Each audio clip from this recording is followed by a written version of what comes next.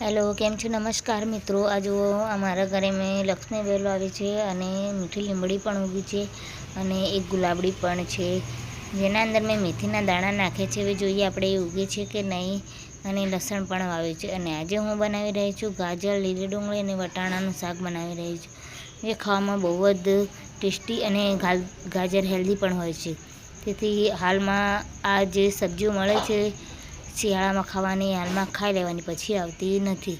તો મેં તેલ નાખી દીધું અને એના અંદર લસણ નાખી દીધું છે અને શાકભાજી પણ નાખી દીધી. સ્વાદ અનુસાર મીઠું, હળદર, મરચું અને બધું નાખી દઈશ અને બહુ સરસ રીતે એને હું સાતળી લઈશ અને ખાવામાં બહુ મજા આવે છે.